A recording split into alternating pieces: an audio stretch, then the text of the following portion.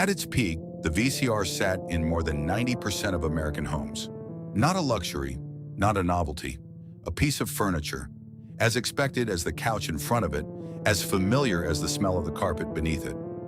On any given Friday night in 1991, more Americans were watching a rented VHS tape than any single program on network television. They had chosen what to watch. They had chosen when to watch it. For the first time in the history of moving pictures, the audience was in charge. And the machine that gave them that power cost less than a week's paycheck. By 2008, the last VHS tape manufacturing plant in the United States had quietly closed. No announcement, no farewell, just a factory that stopped running and a format that stopped existing. How does a machine that rewired the entire relationship between Americans and their own entertainment simply disappear and take an entire way of life with it? That is the question this story is built to answer. Because the VCR did not just die, it was the first domino, and everything that fell after it, the video stores, the Friday rituals, the idea of a family choosing something together, none of it ever came back. The story does not begin in America. It begins in a small engineering division of the Japan Victor Company, JVC, in Yokohama, Japan in the early 1970s. The men working there were not chasing fame or fortune. They were chasing a problem, a very specific, very stubborn problem that nobody in the consumer electronics industry had yet solved. How do you put a full-length movie onto a magnetic tape small enough for an ordinary family to carry home? The two engineers who came closest were Yuma Shiraishi and Shizuo Takano. They had been working on magnetic video recording since the late 1960s, long before most people believed home video was even a realistic concept. At the time, video recording existed, but only in broadcast television studios, on machines the size of refrigerators that cost more than a house. The idea that a family in Ohio or Tennessee or suburban California might one day record a television show in their living room and watch it back at their own convenience was considered, by most of the industry, a fantasy. Shiraishi and Takano did not think it was a fantasy. They thought it was an engineering problem. And engineering problems had solutions. The breakthrough came in 1974 when the JVC team produced a working prototype they called VHS, Video Home System. The name itself was a declaration of intent. This was not a professional tool. This was not a broadcast instrument. This was a system designed for the home, for the family, for the living room. What made VHS different from everything that came before it and from the competition that was already emerging came down to one number: 2 hours. The JVC prototype could record 2 full hours of video on a single cassette. That was enough for a feature film. That was enough for a football game. That was enough for a family to sit down together and watch something from beginning to end without the tape running out. Sony had already developed its own home video format called Betamax, and by most technical measures, Betamax was the superior product. The picture was sharper, the mechanism was more precise.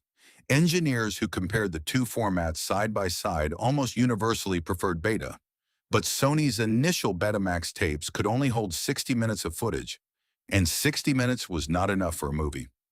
JVC understood something that Sony did not, or perhaps something that Sony understood but chose to ignore. The people who would buy this machine were not audiophiles or technology enthusiasts. They were parents, they were working families, they were people who came home tired on a weeknight and wanted to watch a film without worrying about the tape ending before the story did. They did not care about resolution. They cared about whether the movie fit. In 1976, JVC brought VHS to market in Japan. The following year, they needed an American partner, someone with the retail relationships and the marketing muscle to put this machine in front of American consumers at scale. They found that partner in RCA. RCA was, at that moment, one of the most powerful consumer electronics brands in the United States. They had built their reputation on televisions and radios, on the idea that technology could bring entertainment into the American home.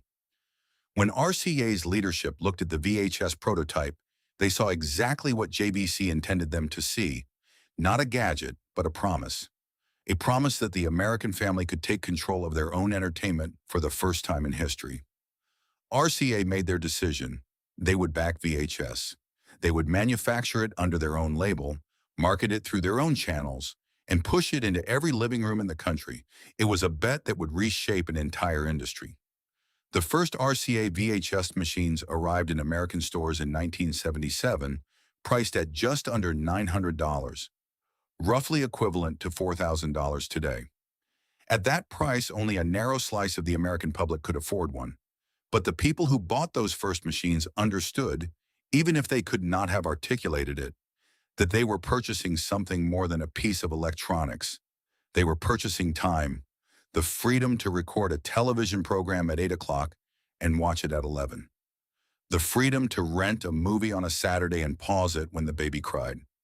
The freedom to build slowly a shelf of films that belonged to them. The first customers were not the wealthy, they were the practical. The father who worked double shifts and missed the game every Sunday.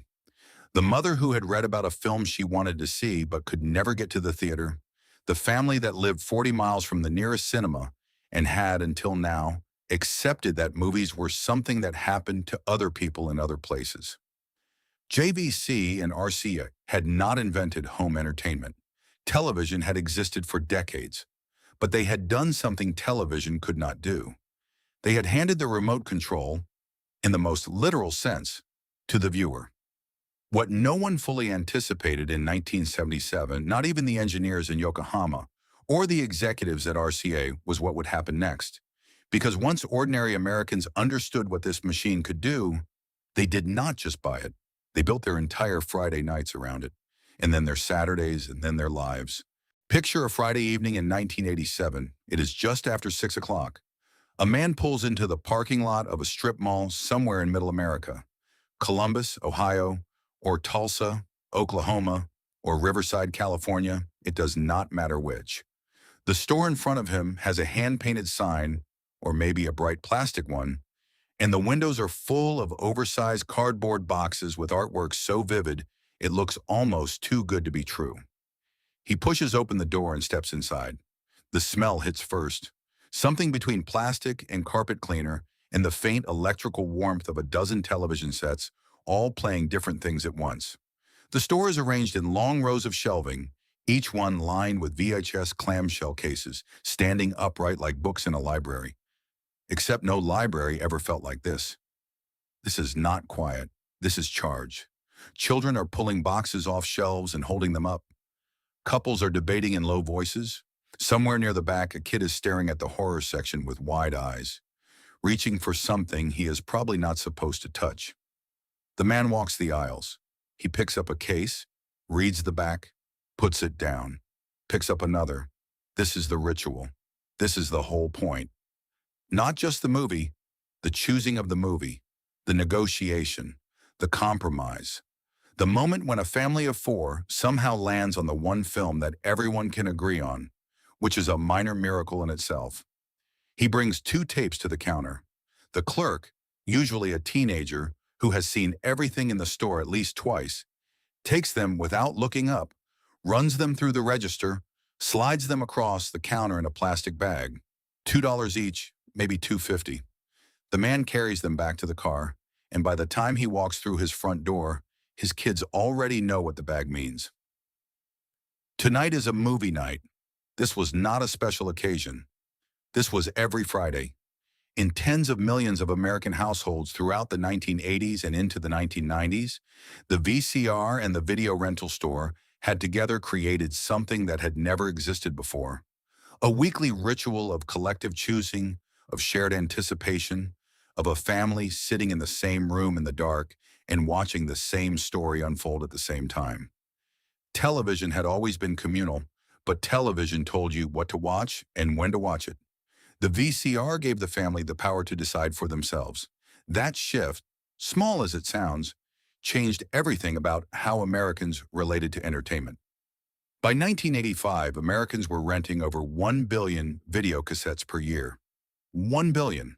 The video rental industry had not merely grown alongside Hollywood. It had become Hollywood's most important revenue stream. Films that underperformed at the box office found second lives on VHS. Directors who could not get studio financing made low-budget films specifically for the home video market.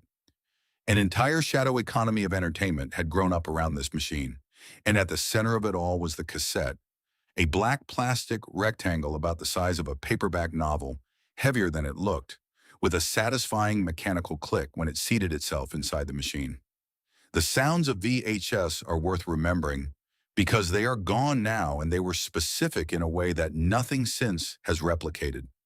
The heavy thunk of the cassette dropping into the loading mechanism, the brief whirring as the machine threaded the tape, the slightly different whirring of the rewind function, faster, higher pitched, purposeful, and then the moment the tape reached the beginning and the machine clicked off, silence, and then the blue screen, and then the FBI warning that everyone fast-forwarded through, and then the studio logo, and then the movie.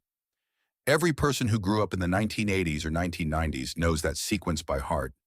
It is embedded in them the way a song from childhood is embedded, not just remembered but felt somewhere below conscious thought. The VCR also did something that no one had anticipated when JVC's engineers first drafted their specifications in Yokohama. It turned ordinary families into archivists. People began recording television programs not just to watch later that evening, but to keep, to own. A shelf of VHS tapes became a kind of autobiography. The films a family loved, the television specials that mattered, the home recordings layered on top of commercial releases, birthday parties, school plays, the baby's first steps, a grandmother's last Christmas, all of it captured on magnetic tape and stacked on a shelf in the living room, available to be rewound and watched again whenever someone needed to remember. When was the last time an entire neighborhood agreed on the same Friday night plan? And all it took was a $2 rental and a rewind button? The cultural footprint of VHS extended far beyond the living room. Hollywood studios, which had initially fought the VCR in court, Sony won the landmark Betamax case before the Supreme Court in 1984, establishing the legal right to record broadcast television, eventually realized they were sitting on an entirely new revenue stream. Disney was among the first to understand the scale of what was possible.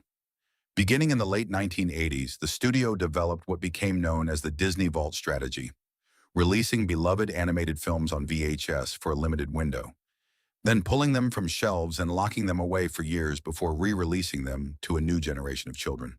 Parents who had grown up with Cinderella and Sleeping Beauty were now buying those same films on tape for their own children. The cassettes wore out from repeated viewing and had to be replaced. Disney sold the same movie to the same family 2 and 3 times over the course of a decade, and the families did not mind at all. The Lion King was released on VHS in March of 1970. It sold 32 million copies in its first year, a number that had never been approached in the history of home video. 32 million families brought that tape home. 32 million children watched Mufasa fall and wept and watched it again the next day. For the employees of the video rental stores, the golden era had a texture of its own.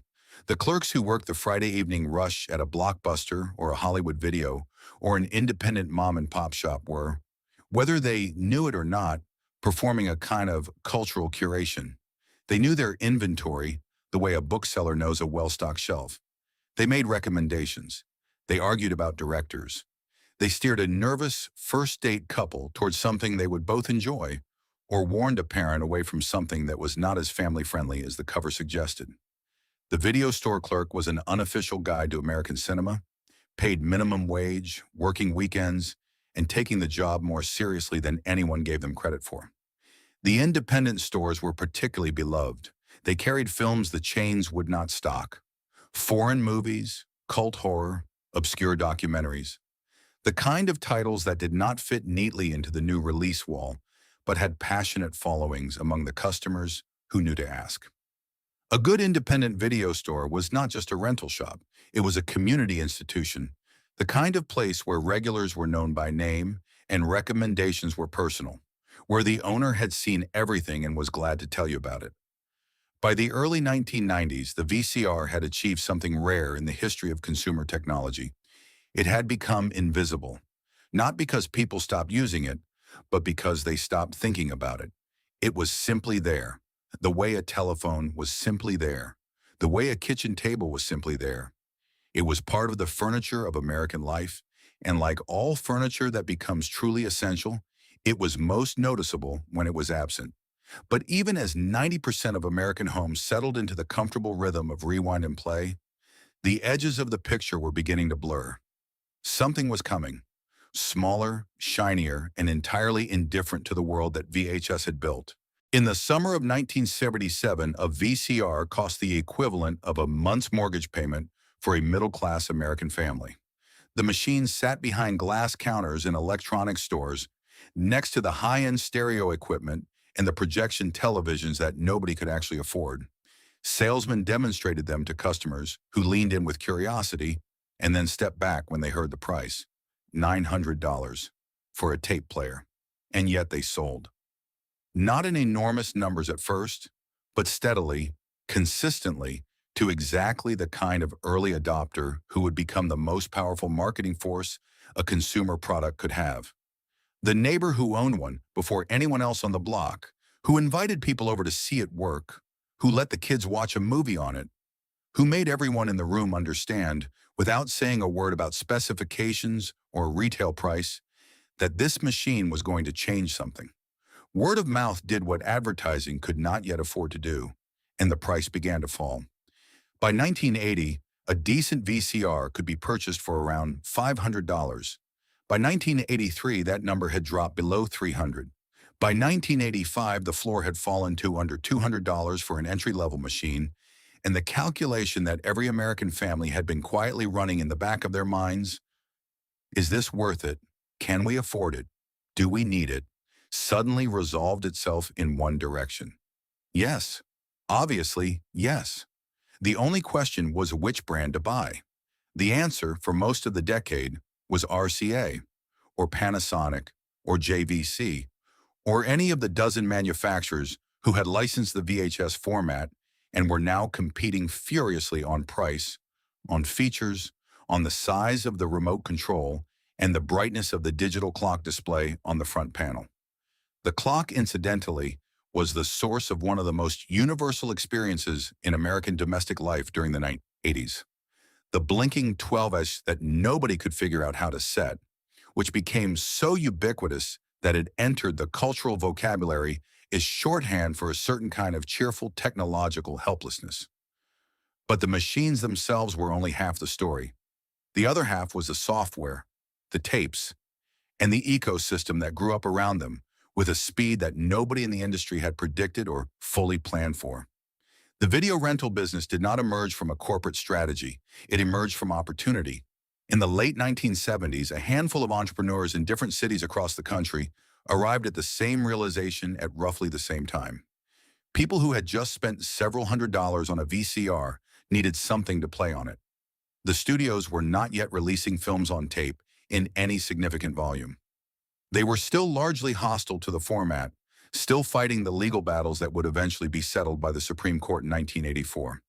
Into that gap stepped the independents, small stores, sometimes just a back room of an existing business, a grocery, a pharmacy, a radio shop, a few hundred tapes, a handwritten inventory system, a cash register, and a sign in the window. The margins were extraordinary. A tape that cost the store $40 or $50 to purchase could be rented for $2 a night and earn back its purchase price within a month. After that, every rental was nearly pure profit. The math was simple enough that it attracted not just entrepreneurs, but ordinary people looking for a side business.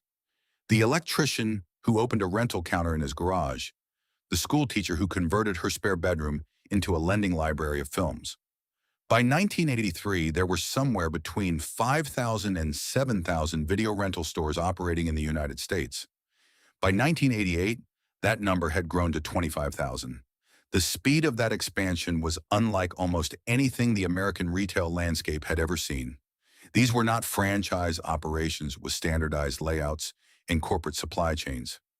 They were individual expressions of local taste and entrepreneurial energy, each one slightly different from the next, each one shaped by its owner's personality and its neighborhood's appetite. Then came Blockbuster. David Cook was not a film person. He was a software engineer from Texas who had built a successful data management company serving the oil industry. When oil prices collapsed in the mid-1980s and his primary market dried up, Cook looked around for somewhere else to apply what he knew, which was inventory management, data systems, and the logistics of running a large operation efficiently. He looked at the video rental business and saw something that most people inside the industry had not yet recognized. It was a chaos problem. Thousands of stores, each running on handwritten cards and personal memory, with no standardized inventory, no reliable data on what customers actually wanted, no system for ensuring that the most popular titles were always in stock on a Friday night.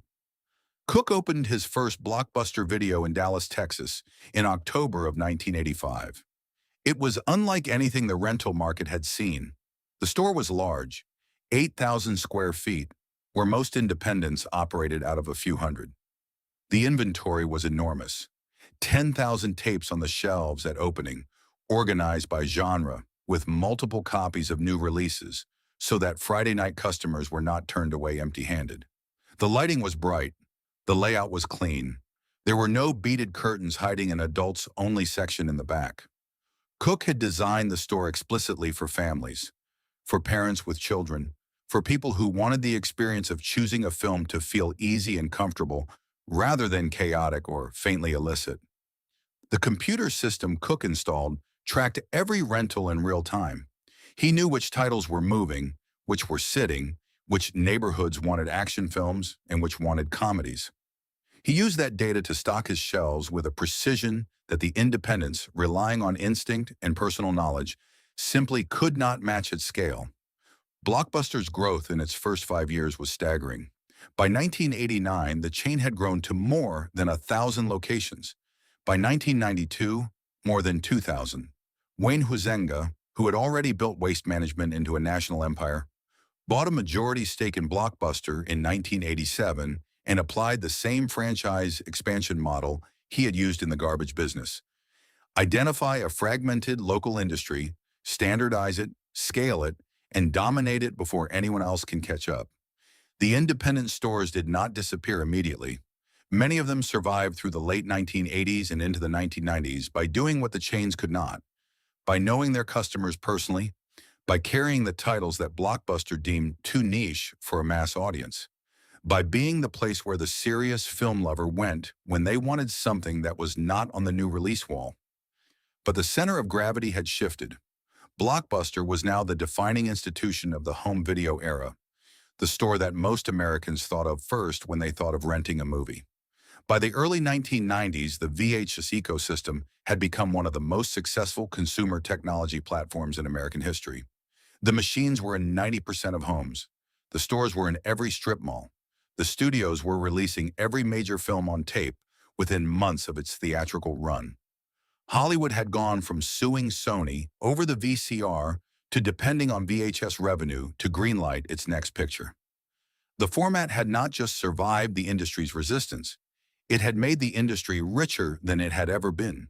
What no one standing inside that success could clearly see, what the executives and the franchise owners and the studio heads and the store clerks all missed, in the way that people inside a prosperous system almost always miss it, was that the very scale of what they had built was about to become a liability. The bigger the ecosystem grew, the more it had to lose, and something was already being invented in laboratories and dorm rooms and startup offices that would not compete with VHS on VHS's terms. It would simply make the terms irrelevant. There is a specific kind of cultural saturation that a product achieves when it stops being a product and starts being a given. The telephone reached it. The automobile reached it. The television reached it. And sometime in the late 1980s, quietly and without ceremony, the VCR reached it too. By 1990, asking an American family whether they owned a VCR was like asking whether they owned a refrigerator. The question itself had become slightly absurd. Of course they did. It was there under the television, with its clock blinking or not blinking, with a tape sticking halfway out of the slot because someone had forgotten to eject it properly the night before. It was part of the household the way a coffee maker was part of the household. Not remarkable, not exciting anymore. Simply necessary. The numbers confirm what memory already knows. By 1994, 88% of American households owned at least one VCR. Many owned two. one in the living room, one in the bedroom. Blank tape sales had become a billion-dollar market on their own, independent of the rental and retail business, because Americans were not just watching tapes. They were making them, recording off television, capturing their own lives. The VCR had created an entirely new category of human behavior, the home archivist, and millions of people had taken to it with an enthusiasm that surprised even the manufacturers. The cultural artifacts of this moment are specific and worth naming. The Maxell tape advertisement, a man blown back in his chair by the force of music from his speakers, a image so perfectly composed that it became one of the most recognized print advertisements of the decade. The bright yellow Scotch tape packaging stacked in pharmacy checkout aisles. The TDK logo, clean and spare, on the spines of tapes that held anything from a recorded episode of Dallas to a child's third birthday party. These were not just products. They were the raw material of memory, sold by the three-pack at every drugstore and discount retailer in the country. Hollywood, meanwhile, had completed one of the most remarkable reversals in the history of American business. The studios that had fought the VCR in court throughout the late 1970s and early 1980s, that had argued in front of the Supreme Court that home recording was a form of copyright piracy that would destroy the film industry, had by the late 1980s become entirely dependent on home video revenue. The numbers were not subtle. By 1988, VHS rental and retail revenue had surpassed domestic box office receipts. The movie theater was no longer Hollywood's primary market. The living room was. This shift had consequences that rippled through every corner of the entertainment industry. Films that had failed at the box office discovered audiences on tape. Cult films that had never found distribution in mainstream theaters reached viewers who would become their most devoted fans. The horror genre, in particular, flourished on VHS in ways it never could have in theaters. Low-budget productions with cover art designed to leap off the shelf found their audiences through the rental market, building followings that persist to this day among collectors who still seek out the original tapes. Disney understood the moment better than almost anyone. The studio's decision to release its animated classics through a carefully managed window, available for a limited time, then locked away, then re-released years later, was not just a revenue strategy. It was a generational strategy. Parents who had seen Snow White and Cinderella in theaters as children were now buying those films on VHS for their own children. The cassette traveled from parent to child the way a beloved book might. Worn at the corners, the label slightly faded, the picture quality degraded from 100 viewings, and treasured precisely because of that degradation.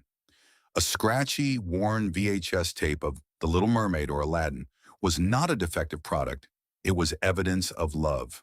What other technology in American history became both a family heirloom and a Friday night ritual at the same time? The employees who worked inside this ecosystem at its peak remember it with a particular kind of pride. A Blockbuster store manager in the early 1990s was running, in many respects, one of the most community-facing retail operations in their town. Friday evenings brought in hundreds of customers in the span of a few hours. The staff knew the regulars. They knew which families always went for comedies, which teenagers were working their way through the horror section systematically, which elderly couple came in every Tuesday for a classic film. The store was, in the language that would not exist for another decade, a third place. Not home, not work, but somewhere in between, a room where the community gathered around a shared interest and left with something to talk about. The peak of Blockbuster's reach came in the mid-1990s when the chain operated more than 6,000 stores across the United States, employed nearly 60,000 people, and generated revenues approaching $3 billion annually.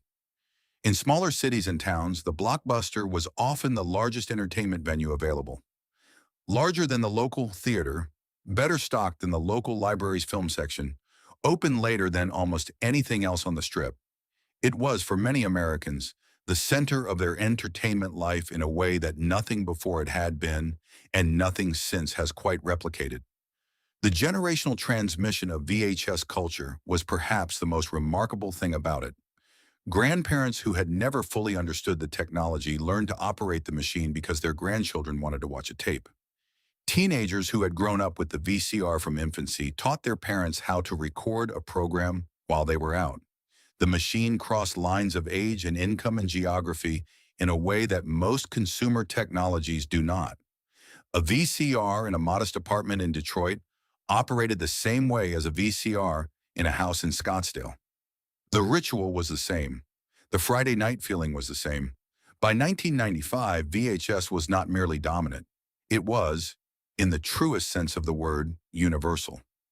It had become the shared infrastructure of American leisure, the platform on which a generation had built its relationship with storytelling, with memory, with the idea that the best things in life were worth pressing pause on, rewinding, and watching again. And then in the spring of 1997, a small silver disc arrived in American stores. It was called a DVD.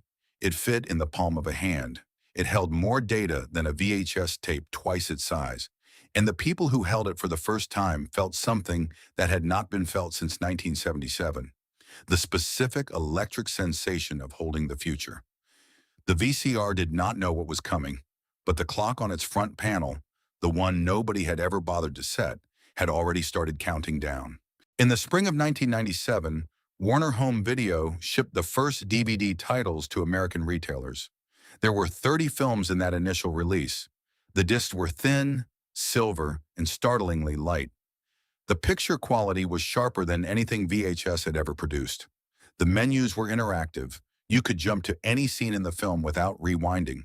You could select your language. You could access bonus features that the tape format had never been able to accommodate. For anyone who placed a DVD next to a VHS cassette and compared them directly, the conversation was over before it started. But the DVD players cost between $500 and $1,000 at launch. And the rental infrastructure, the 28,000 video stores across the country, the distribution networks, the studio relationships, the entire physical ecosystem of home video, was built entirely around VHS. The industry looked at the DVD and made a calculation that seemed, at the time, entirely reasonable. The new format was superior, yes, but it was expensive, and VHS still worked. VHS still had 90% household penetration. VHS was still generating billions of dollars in revenue every year. The transition, whatever it looked like, would be slow. There was time. That calculation was wrong, not because the transition was faster than expected, though it was, but because the people making it were measuring the wrong thing. They were measuring consumer adoption of DVD hardware, which was indeed gradual in the first 2 years.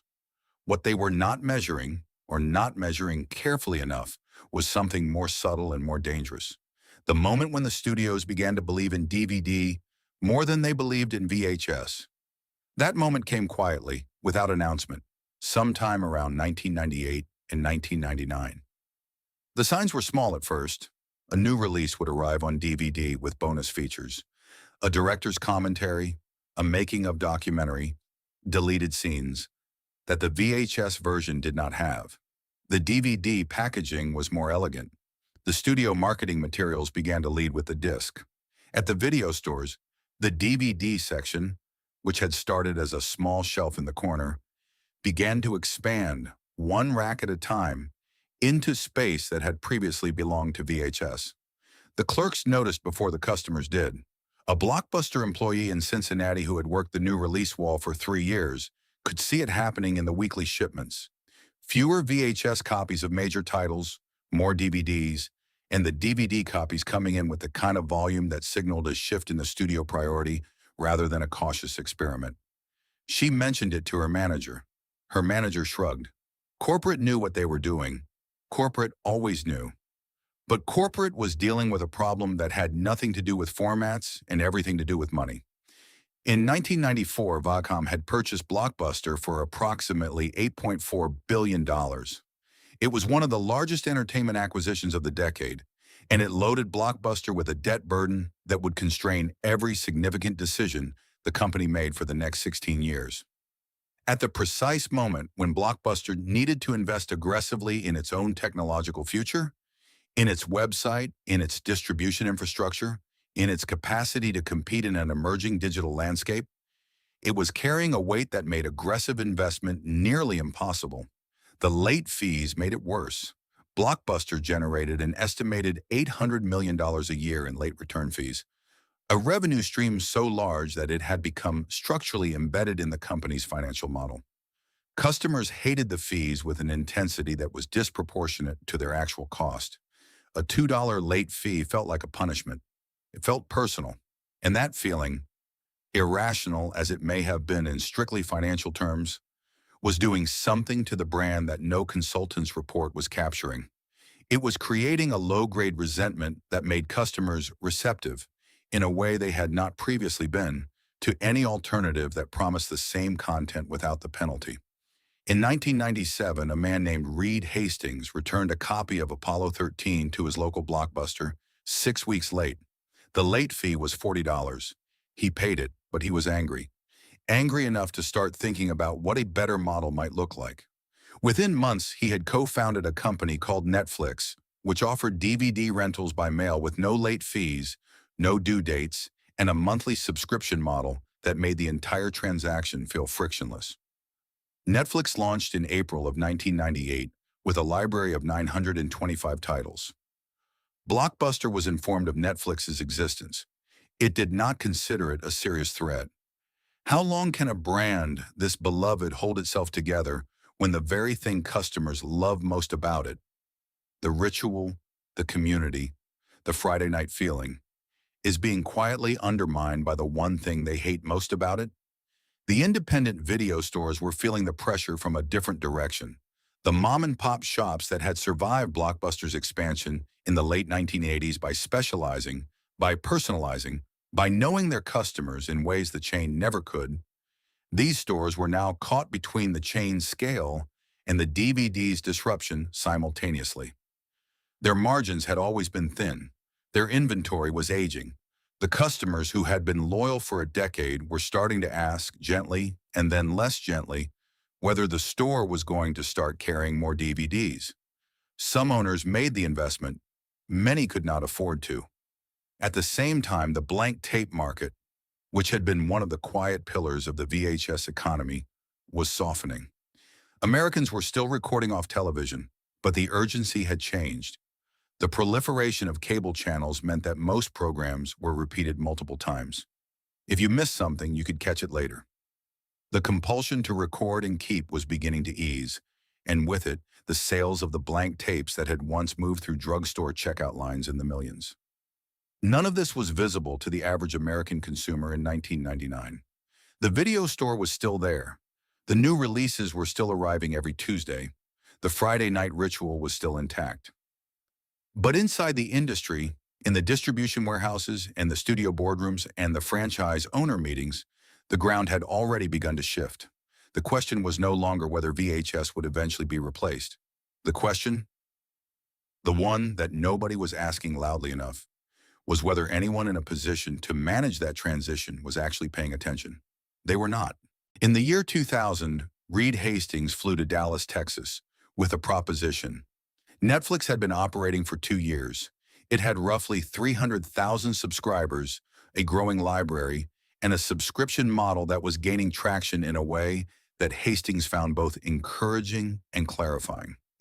He had looked at the trajectory of DVD adoption, at the rate at which American households were replacing their VCR players, at the speed with which the studios were shifting their release priorities. And he had arrived at a conclusion that seemed obvious to him and that he believed should be obvious to anyone paying attention. The future of home video was not going to be built around physical stores. The distribution model was going to change. The only question was who would control it. Hastings requested a meeting with John Antioco, the chief executive of Blockbuster. He flew to Dallas and sat across a conference table from Antioco and his team and made his offer. Netflix would sell itself to Blockbuster for $50 million. In exchange, Blockbuster would gain the subscriber base, the technology infrastructure, and the operational model of the only company that had successfully built a home video business without a single physical storefront.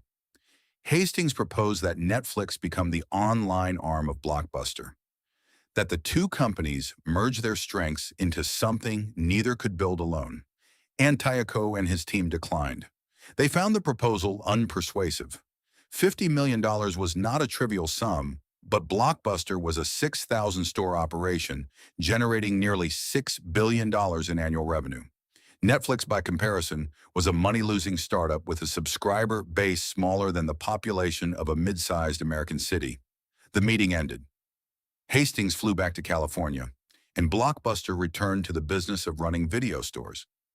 It was the single most consequential business decision in the history of home entertainment. And it was made, as the most consequential decisions often are, by people who were not wrong about where they were, only about where everything else was going. The Viacom debt was the structural cage that made every other mistake possible. When Viacom purchased Blockbuster in 1994, the acquisition price of $8.4 billion was financed in a way that left the company carrying obligations it would spend the next decade trying to service.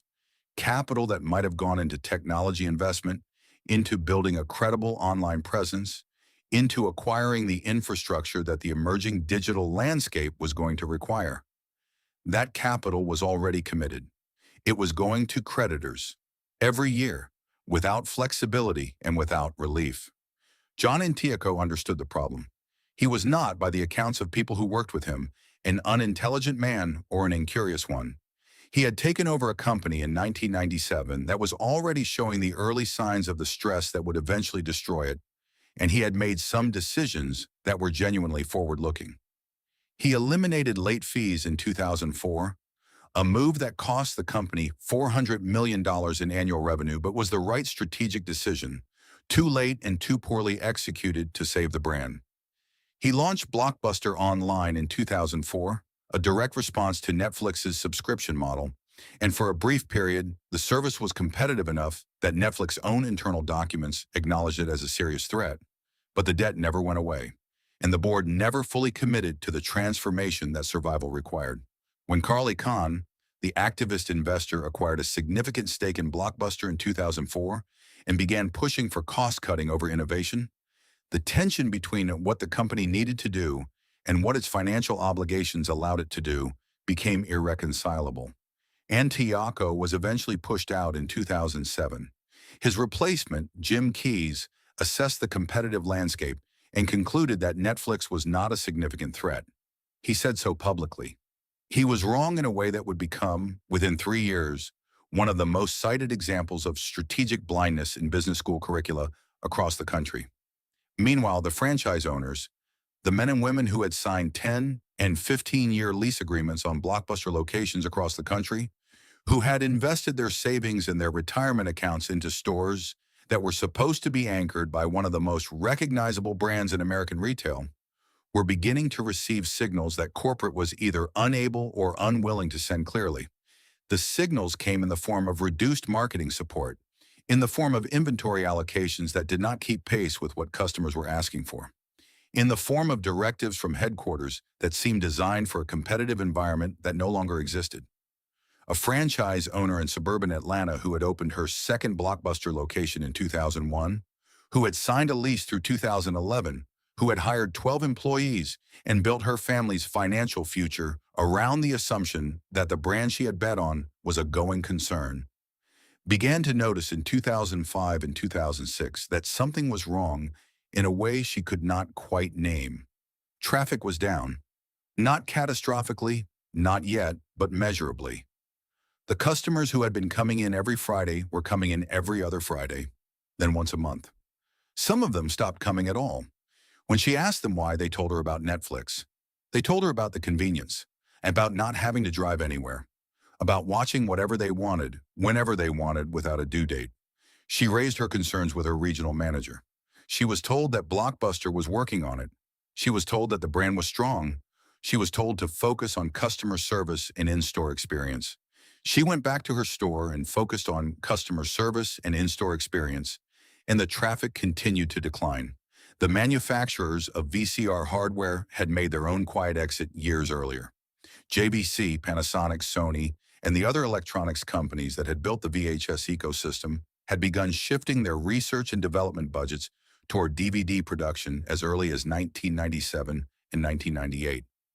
The VCR had entered what engineers call the harvest phase, a product still being manufactured and sold, still generating revenue, but receiving no meaningful investment in improvement or innovation.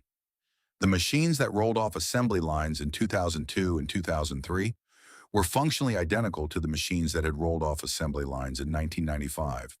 They were cheaper because the manufacturing costs had been optimized over decades. They were not better. This was a signal that the industry sent to itself without quite acknowledging what it meant. When a technology stops improving, it is not resting, it is dying. The engineers know it first, then the product managers, then the retailers. The customers are always the last to be told, and they are almost never told directly. The clerks in the video stores knew, not in an analytical sense. Most of them were not tracking subscriber numbers or studio release priorities or franchise owner meeting minutes. They knew the way anyone who stands behind a counter and watches the same community walk through a door every week for years knows when something has changed. The regulars were thinning out. The new release wall was getting more DVDs and fewer VHS tapes, week by week, title by title, in a gradual replacement that nobody announced but everyone could see.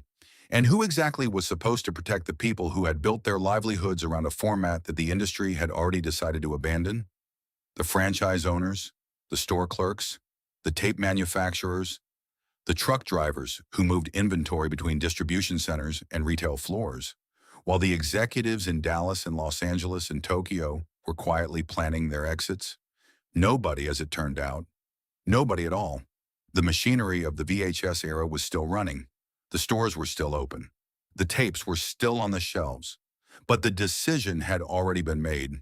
In the places where decisions are made, and it had been made without a public announcement, without a transition plan, and without any meaningful consideration of the communities and livelihoods that would be left behind when the last tape rolled off the last shelf and the lights went out for good.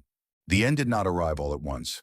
It arrived the way most endings arrive, gradually then suddenly, in a pattern that was obvious in retrospect and nearly invisible while it was happening. The first public signal came not from Blockbuster's headquarters or from a studio announcement or from any single dramatic event. It came from the shelves. Sometime around 2003 and 2004, customers browsing the new release wall at their local video store began to notice that the ratio had shifted. Where there had once been 20 VHS copies of a new film and perhaps 4 or 5 DVD versions, there were now 10 of each, then 8 VHS and 12 DVD. Then the VHS copies stopped coming for certain titles entirely. The studios were not making an announcement. They were simply allocating differently, title by title, week by week, until the math on the shelves told a story that no press release had yet been willing to tell. Netflix, meanwhile, was growing at a rate that should have alarmed every executive in the home video industry. The company had reached 1 million subscribers in 2002. By 2003, it had passed 2 million. By 2005, it was approaching 5 million. Each of those subscribers was a former video store customer, someone who had once driven to a Blockbuster on a Friday night, who had once walked the aisles and debated between two films, who had once handed a tape across a counter and carried it home in a plastic bag. They were not coming back. The subscription model had not merely offered them a convenient alternative. It had dissolved the friction that the video store had always depended on. The fact that renting a movie required a trip, a choice made in the store rather than at home, and a return visit that was mandatory rather than optional.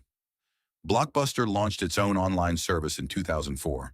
For a period of roughly 2 years, Blockbuster Online was a genuine, competitive response. Subscribers could rent by mail and also exchange discs in physical stores, a hybrid model that Netflix could not match. Netflix's internal documents from 2004 and 2005, later made public, acknowledged that Blockbuster Online was hurting them. For a moment, it looked as though the chain might actually navigate the transition. Then the board intervened. The cost of running Blockbuster Online, while simultaneously maintaining 6,000 physical stores, was straining the company's already compromised finances. Carl Icahn, whose stake in the company gave him significant influence over the board, pushed for a return to profitability through cost-cutting rather than continued investment in the online service. John Antioco was removed as chief executive in 2007. His replacement, Jim Keyes, redirected resources away from the online platform and back toward the physical stores. A strategic reversal that, in hindsight, was the moment Blockbuster's fate was sealed. Keyes made his assessment of the competitive landscape public in an interview with the business press. He stated that he saw no credible threat from Netflix or from Redbox, the kiosk-based rental service that was beginning to appear in grocery stores and gas stations across the country. He believed the in-store experience was a durable competitive advantage that digital distribution could not replicate. He was, in the most consequential way possible, wrong. The store closures began in 2008. Not all at once. There was no single announcement, no national day of reckoning.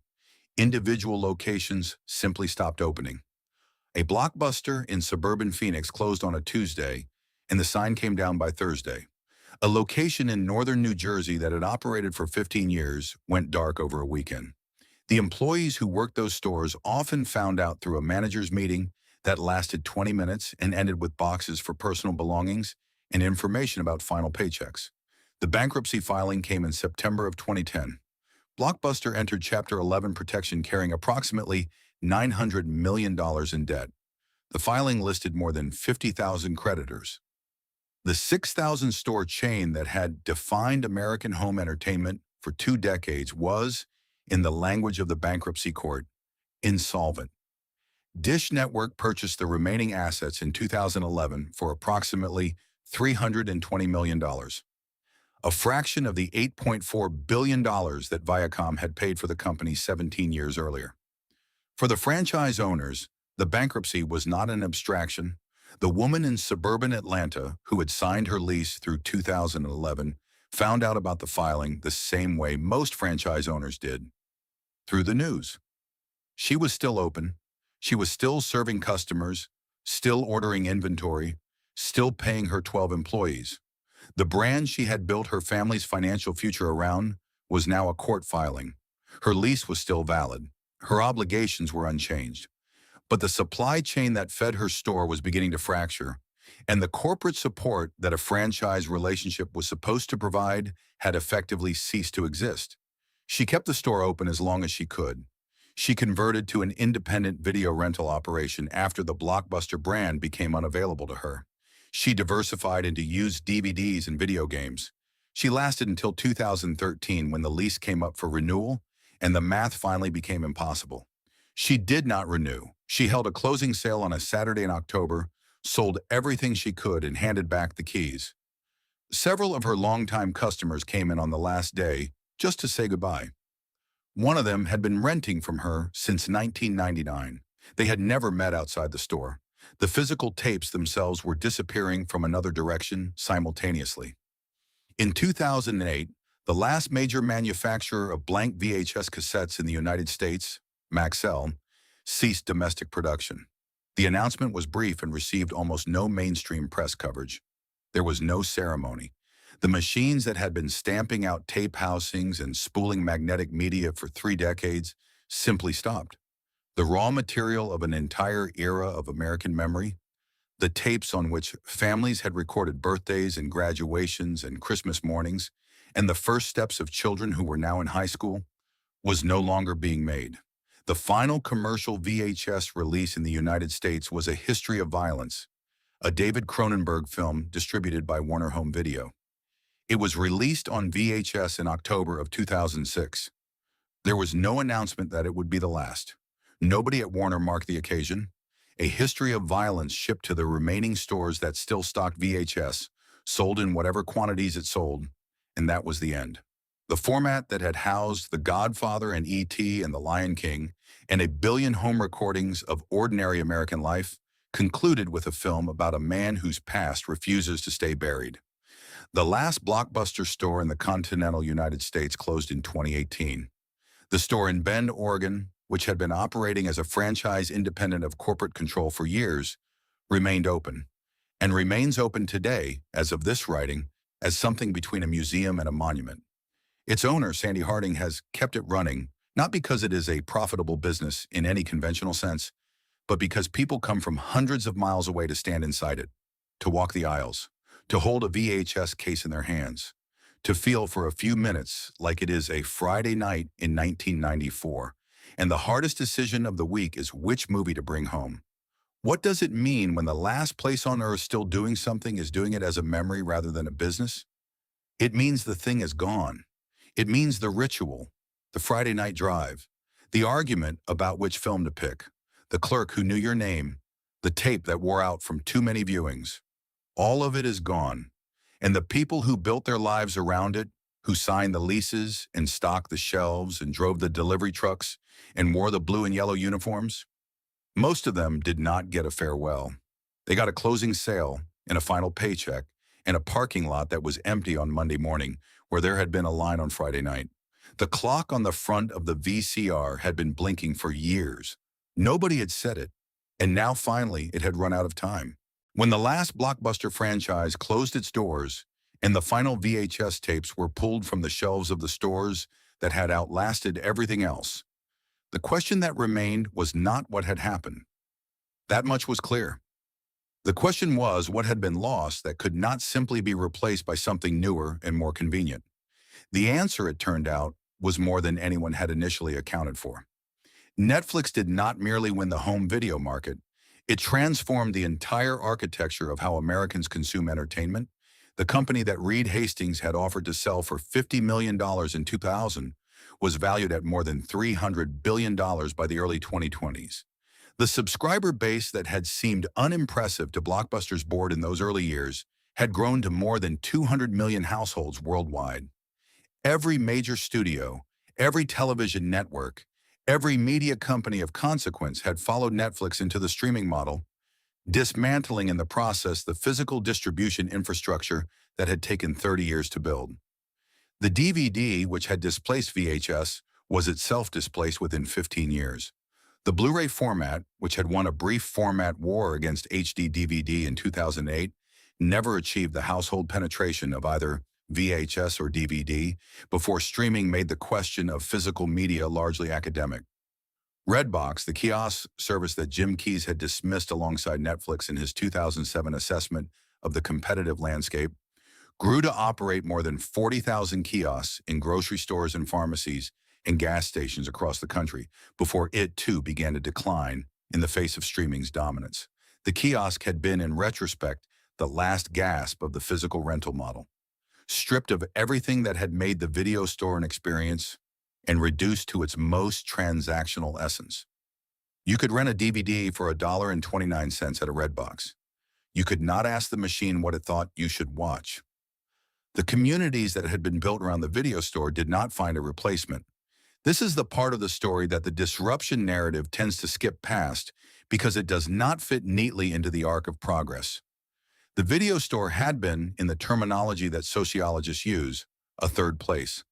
A space that was neither home nor workplace, where people gathered without a specific agenda, where community formed around a shared interest in something as simple and as profound as stories. The barbershop is a third place. The diner is a third place. The video store was a third place. And when it disappeared, the space it had occupied in the social geography of American towns and neighborhoods did not close. It simply went vacant. The buildings that had housed video stores became, variously, nail salons and dollar stores, and vape shops and insurance offices, and in a number of cases, nothing at all. Empty storefronts with paper in the windows and a faint rectangular ghost on the exterior wall where a sign had once been mounted. The strip malls that had been anchored by a Blockbuster did not always recover. Some did. Many did not.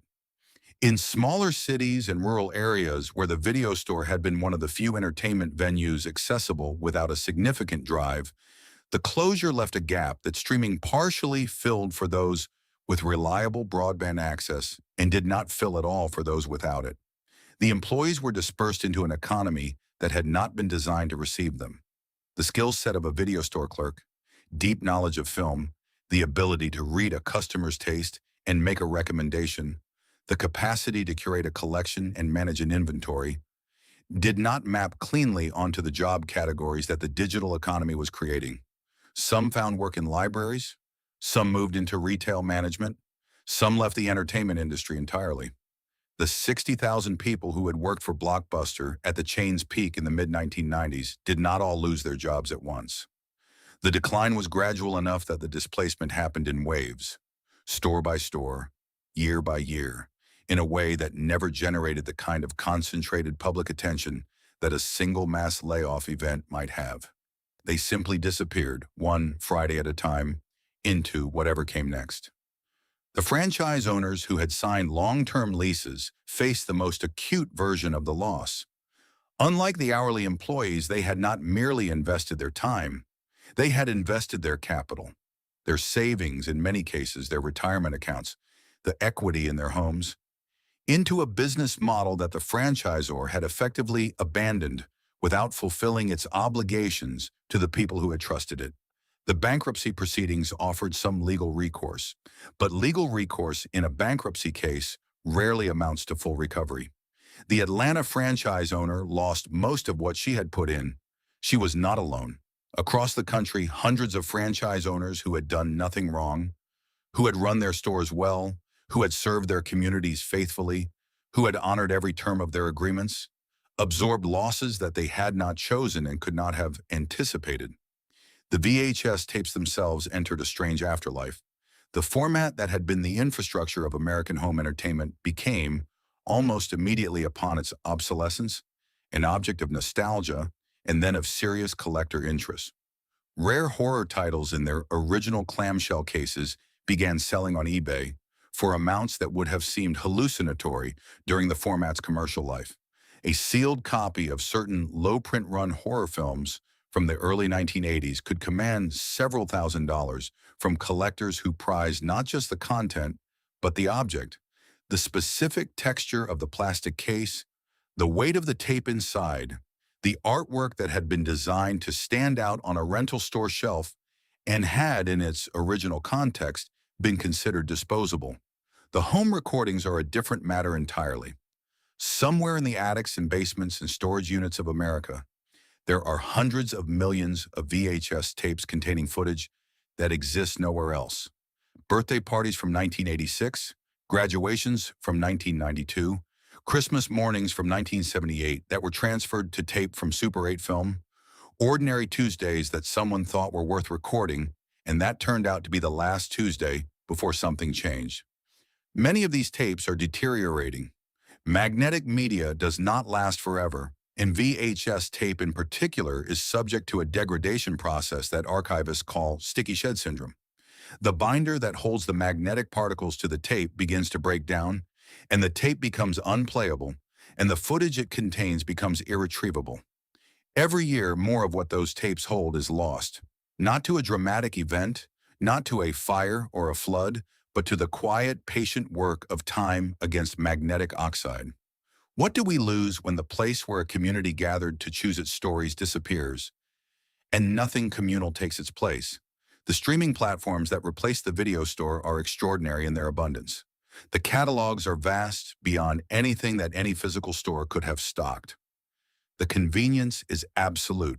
The Friday night drive is gone, replaced by a scroll through an interface designed by engineers to minimize the friction between desire and consumption. What the interface cannot replicate, what no algorithm has yet managed to produce, is the conversation that happened in the aisles. The recommendation from someone who knew you. The argument about which film was better that continued at the dinner table after the movie ended. The shared experience of choosing together in a room with other people who were going to watch the same thing you were going to watch and talk about it afterward. The VCR and the world it created were not perfect. The late fees were real. The limitations of the format were real. The Friday night drive could be inconvenient, the selection imperfect, the tape worn out from too many previous viewings. But the imperfections were shared. And there is something in shared imperfection, in the scratchy picture and the rewound tape and the clerk who gave you a look when you brought back something 2 days late, that created connection in a way that frictionless convenience has not replaced and may not be able to. It is a Friday evening in October of 1991. The leaves are down and the air has that particular sharpness that arrives in the middle of autumn, the kind that makes a lit window look warmer than it actually is. Inside a house on an ordinary street in an ordinary American city, someone has pushed a tape into the machine beneath the television. The mechanism accepts it with a heavy, satisfying clunk. There is a brief whirring. The screen goes blue. The FBI warning appears and disappears. The studio logo blooms out of darkness. And then the movie begins. The room is not silent. There is the sound of a child shifting position on the couch, the crinkle of a bag being passed from one set of hands to another, the low exchange of a few words before someone says, shh, and the words stop and the room settles into the particular quiet that only exists when a group of people have collectively decided to pay attention to the same thing at the same time. The light from the screen moves across their faces. Outside, the street is dark and cold. In here, it is warm, and nobody is anywhere else. And for the next 2 hours, the world is exactly the size of that room.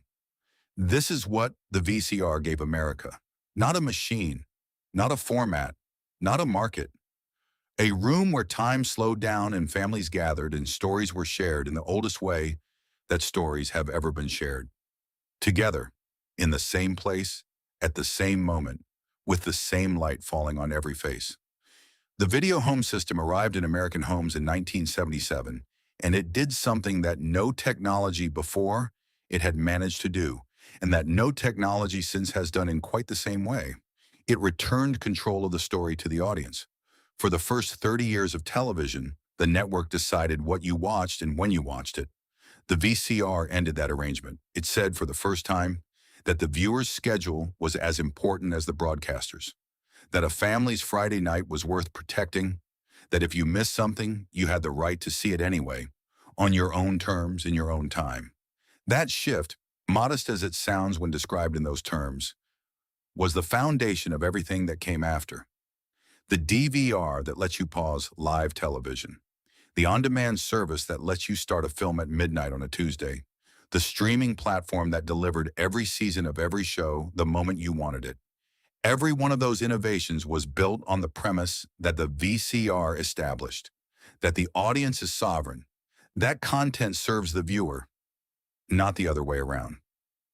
The engineers in Yokohama who spent years trying to fit 2 hours of video onto a magnetic tape did not know they were writing the foundational principle of the digital entertainment age.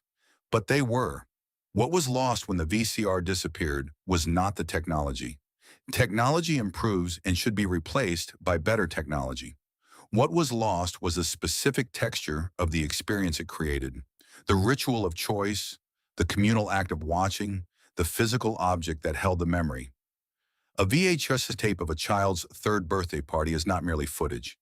It is an artifact. It has weight. It takes up space on a shelf.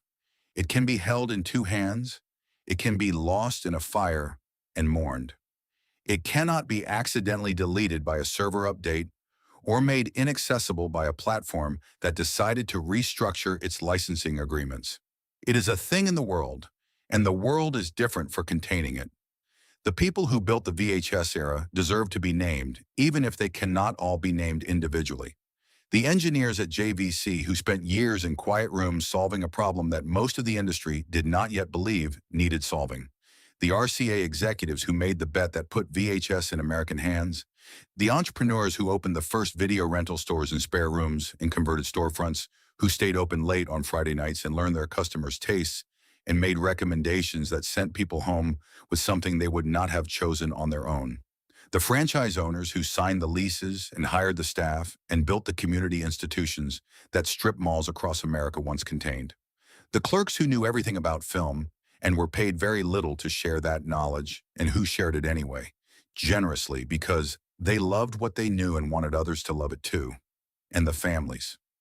The ones who drove to the store every Friday, who argued about what to watch and then compromised and then stayed up past bedtime because the movie was better than expected, who recorded their lives onto magnetic tape and stacked those tapes on shelves and labeled them in handwriting that is now decades old, who watched the same tapes so many times that the picture went soft and the colors faded and the tape itself became a record not just of what it contained, but of how many times it had been loved. Somewhere tonight, someone is pulling a cardboard box out of a closet. Inside it, wrapped in a plastic bag that has gone brittle with age, there are VHS tapes. The labels are handwritten. The cases are cracked at the corners. One of them says Christmas 1988 in ink that has faded to the color of old pewter. Another says Jennifer's recital, June 1994. Another has no label at all, just a strip of masking tape across the spine that was never filled in. The person holding the box does not own anything that can play these tapes. They know this. They stand there for a moment, holding a tape that contains something they can no longer see, and they do not throw it away. They put it back in the box. They put the box back in the closet. Some things are too heavy with memory to let go. Some rooms stay warm long after the screen has gone dark. Some stories are still running, somewhere in the oxide on the tape, waiting for a machine that no longer exists to bring them back. The VCR is gone. The stores are gone. The Friday nights are gone. But the light that moved across those faces in those rooms, that particular warm, flickering, shared light, that belonged to the people who sat in those rooms. And it always will.